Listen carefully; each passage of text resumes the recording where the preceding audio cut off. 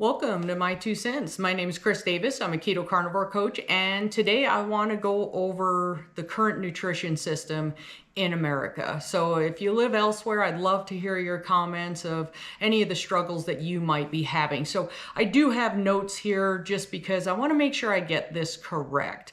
So we've been trained to believe that the white coats, the stethoscope people, right, doctors, that have all the answers when it comes to nutrition and longevity, right? And for the past 80 years, watch any TV show where they have doctors, watch any movie where they have doctors, and what do you notice? Because I noticed a trend, right? My husband and I were talking about it, and there's this trend that you're just a layman. You haven't been to medical school. You couldn't possibly know what's going on with you.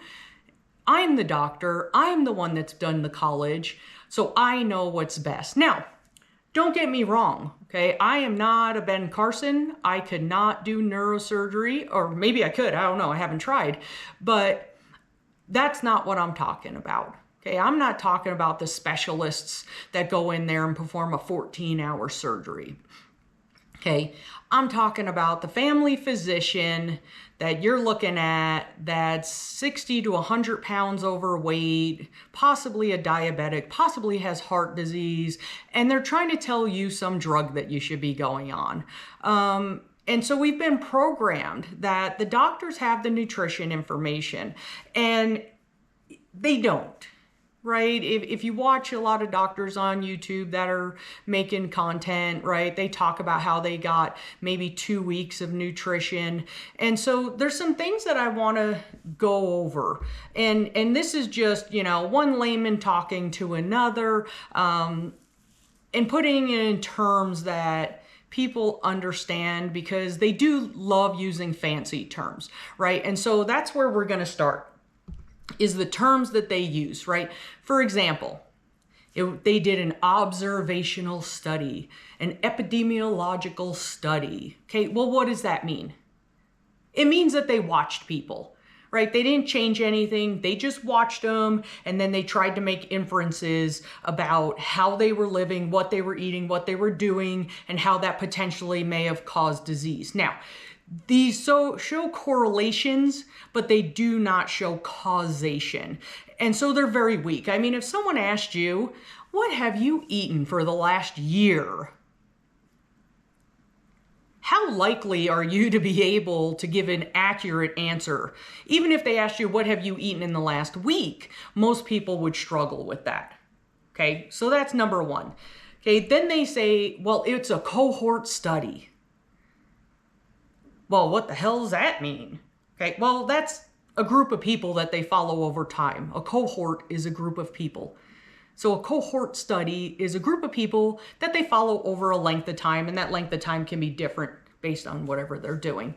Then you have a case control study, right? So we have one group that we know has heart disease, one group that we know doesn't have heart disease, and then we see what kind of lifestyle, nutrition concepts that they deal with, and how does that affect what they got going on, right? And then we have cross-sectional studies, which are where we look at a population at one point in time, right? So maybe we look at, say, 5 different countries, but it's just a snapshot in time, right? So then they use the term prospective cohort studies, right? And so that's taking a group of people, enrolling them in a study, and watching them over time as you go forward, right? You also have a retrospective study where they try to see in the past this group of people, how they got there, okay? And again, this is layman term to layman term. One example of such a study, of a prospective study, was when the Framingham study started, right? So in 1948, the Framingham Heart Study started. It is now, I believe, in its 3rd generation of people that it is watching, and they're trying to get information, right? They're trying to follow these people and see how their health, moves along as they get older.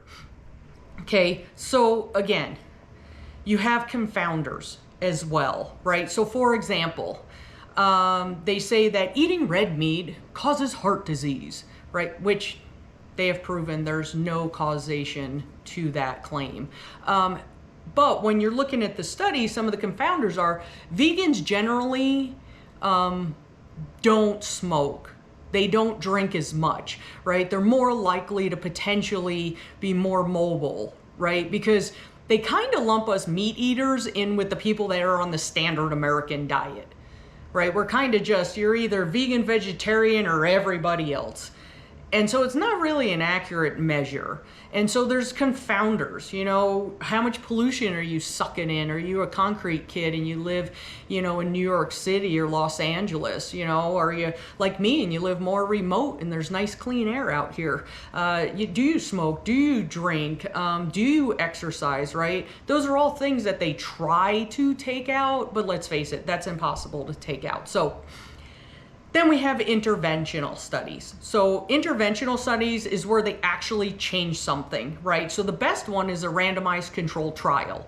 So that's where you actually get people to volunteer and say, okay, I accept the risk, I want to do this, and say you're testing a new drug, right? You either get the drug or you get the placebo, which is nothing, right? It's say maybe salt water or salt tablet, right? Or sugar tablet, but you're not getting the pill. And so you say, yes, I will decide, I will be in this study. And so a randomized controlled trial then gives these people the pill, these people the placebo, and sees what happens. Okay. But again, you could have the placebo effect, right? So you could have people that think, well, I'm taking it. I know I'm taking it. I know I'm doing better because I'm in the group that's taking the drug. I know it. And so they may have a benefit even though it's only psychological, which honestly, if you know something's working, whether it's your mindset or the pill, why not go for it? So then you have blinding of studies, right? So you have a single blind study where either the researcher or the participant know what's going on and the other one doesn't, right? Then you have a double blind study where neither of them knows if they got the pill or the placebo, right? So that's a double blind where they're just both running. They're either taking one or the other one's watching a group and doesn't know which group is which. So that's another way that they try to use it. So another thing that they use is what they call systematic reviews, right? Systematic reviews, they formulate a question and then they look at it and they try to identify, select, evaluate, and synthesize, right? All the high quality evidence that relates to that question, okay? One below that is then a meta-analysis where they try to take that information and they try to put statistics to it, right? And they try to summarize and come up with something. Now, the problem that I see is that you could have really crappy observational studies, and if you put them together, you get a meta-analysis. But a meta-analysis of poor studies is still a poor study. So I don't really take too much to that anymore when they're like, oh, this is a meta-analysis of 16 different studies. Yeah, but they were all observational and they weren't worth the paper they were written on. So how much is the meta-analysis worth at that point, right? So anyway, so there is this group, the Cochrane Collaboration, and they're an international consortium of researchers, right? And so they do systematic reviews, and one of the ones that they were quoted as commenting on, right, was the Mediterranean diet. So they looked at all the studies, good, bad, and different, and they said that, you know, there's still uncertainty regarding the effects of the Mediterranean style diet on cardiovascular disease. So contrary to, you know, everybody saying, oh, if you want heart health, you need to be on a Mediterranean diet. Hold your horses there, honey.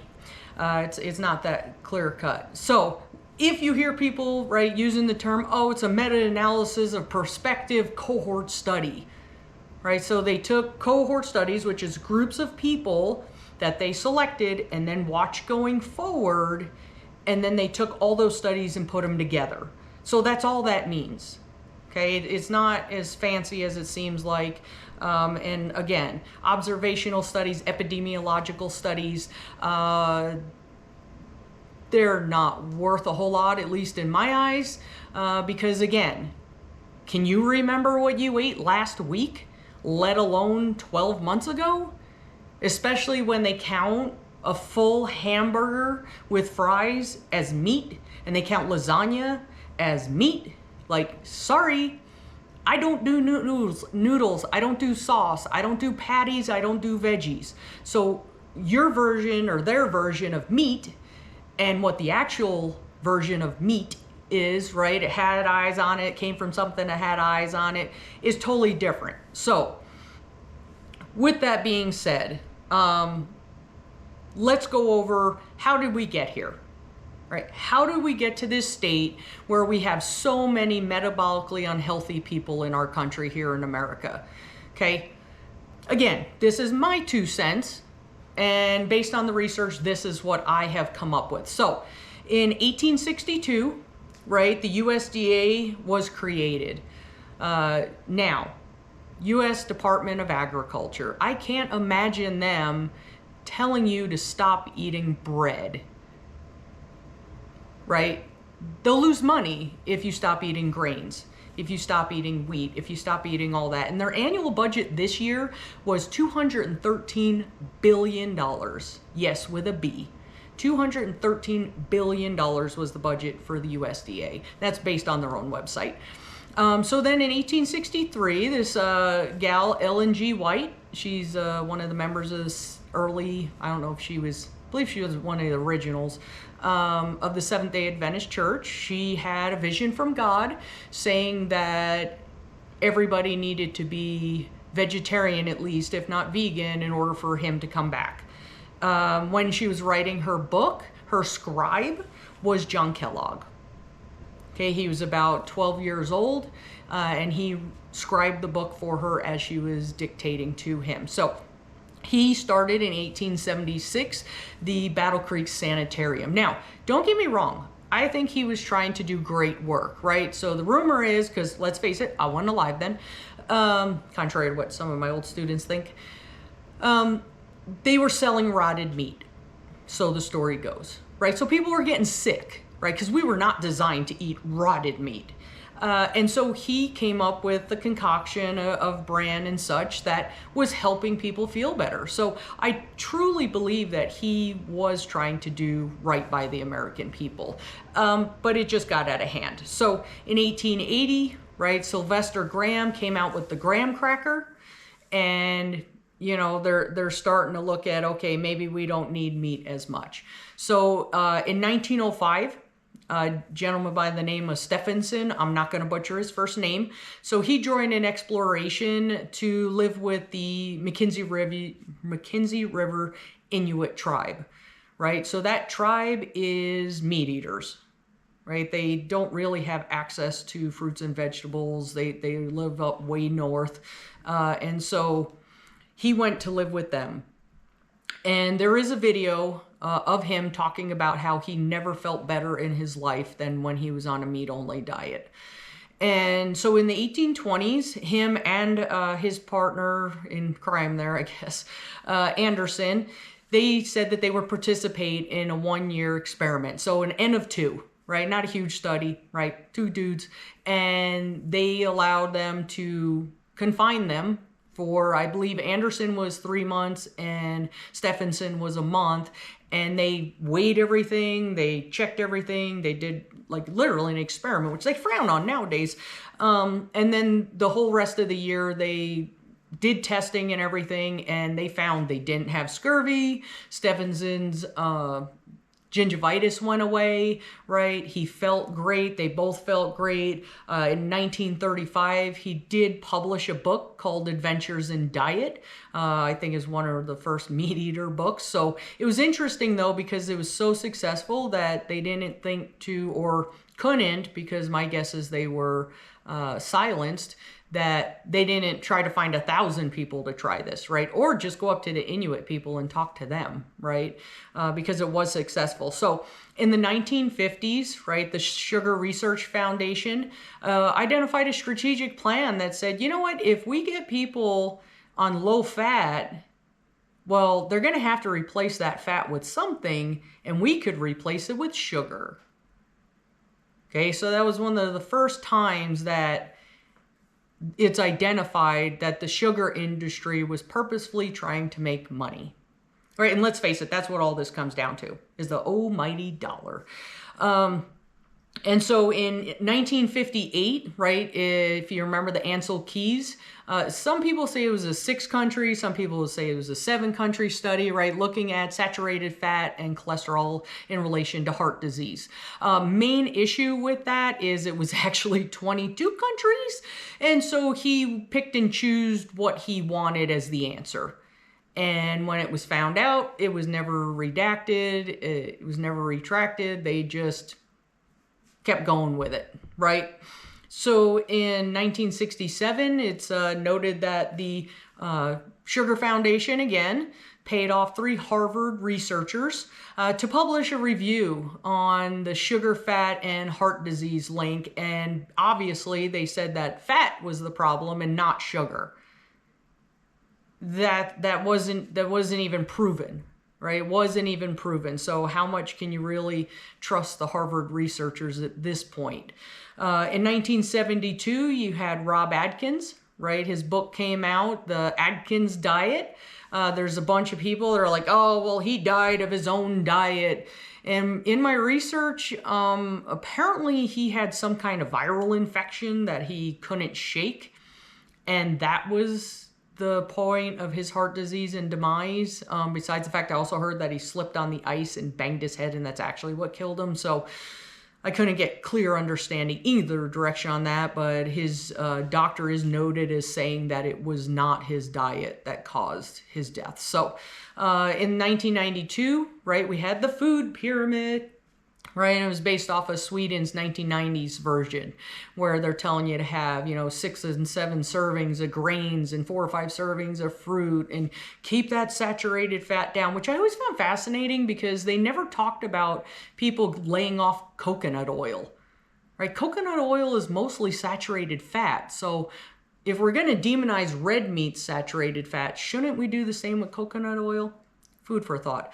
And then this pattern goes on, right? In 2018, you had the Game Changer movie, which, let's face it, was a load of crap. It was an advertisement for Beyond Meat, right? They're trying to follow vegan athletes and show how you can be a vegan and be an athlete. And you know what? If you want to be vegan, bless your heart.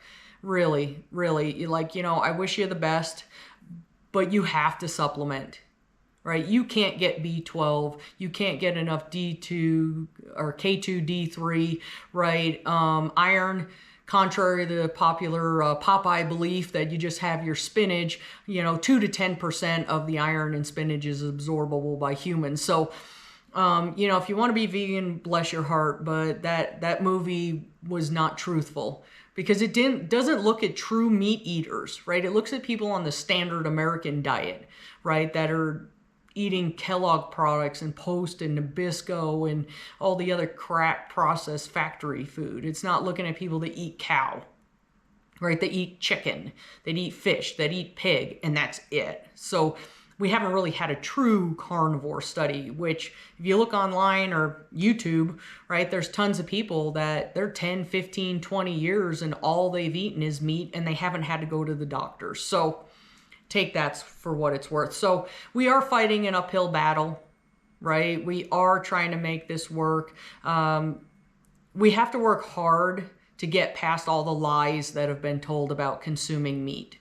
And they are lies, right? It's not misinformation, right? It's lies. They lied to profit. They lied to make money. And if you're sick, good.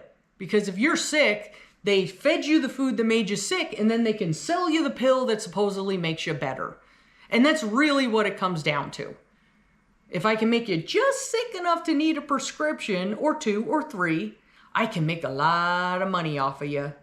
But if you realize that you survive better on a mostly meat diet, then what's going to happen?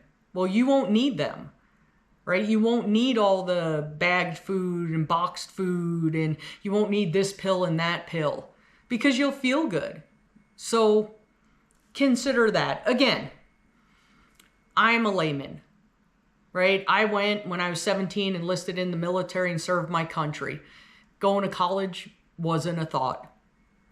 And then by the time I went to college, I realized that, hey, I have 2 kids and I'm trying to go to college. So I got my math, health, and PE secondary education degrees and went and be a teacher, so it fit my kids' schedule. So, but look at what you have. Look at where you're at, where you live. Look at your grocery store and say, are they feeding me a bunch of garbage? And especially if you turn that box around and you can't understand what those ingredients are, don't buy it.